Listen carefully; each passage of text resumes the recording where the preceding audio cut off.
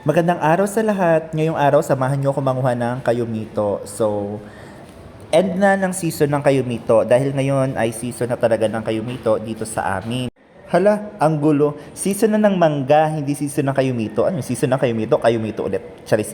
Season na ng mangga na talaga dito sa amin. So, eto naman ay naiwan lang ng kayumito. May isa pa kasi siyang bunga na nakita ko nung mga nakarang araw. Tapos sabi ko siguro hinog na to kaya naisip ko sungkitin na lamang siya. Nako, hindi pala madali ang pagsungkit ng bunga ng kayumito na to. Nakakainis lahat na ginawa ko para masungkit siya. Pero ayaw niya talaga magpagamit ng panungkit. Kaya ayan, naisipan ko na lamang na akyatin. Alam niyo naman ako, may lahi siguro talaga akong Tarzan since day one. Kaya naisip ko na lang na akyatin. So guys, kapag aakyat kayo sa puno ng kayumito, konting ingat lang. Kasi isang puno ng kayumito sa mga madapok ang sanga.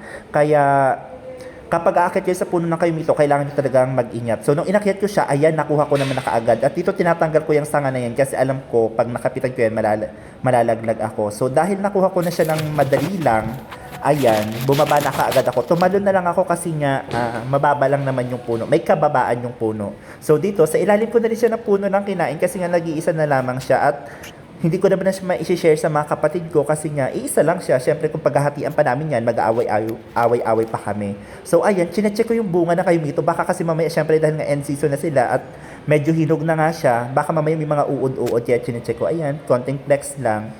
So, kinain ko siya dyan sa ilalim ng puno ng kayumito. Ang saya ng ganitong buhay, guys. Namimiss ko talaga siya since day one.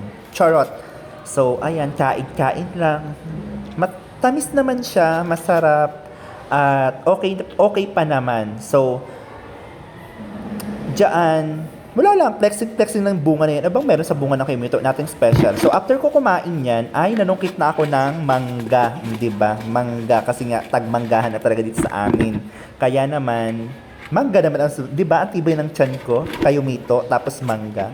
Ganyan talaga ang buhay dito sa probinsya, guys. Basta matibay lang yung sikmura mo at kaya ng sikmura mo. Basta pag ganun-ganun lang dito, lahat pwede mong kainin as long as kaya ng iyong sikmura or kaya ng iyong tiyan. Kasi baka mamaya, alam mo na, tawagin ka ni Tarzan. Charis, tawagin Tarzan.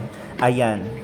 So dito, nanunungkit ako ng mangga. Tapos gusto ko itry yung mga aesthetics daw, eme-eme. Ano din yung pa-eme-eme, mga paganto-ganto pa akong nalalaman. Ayan, buti pa yung mangga, mabilis lang kunin. Kasi kapag mangga talaga, lalo na kapag medyo may kahinugan na yung mangga, madali lang siyang pitasin.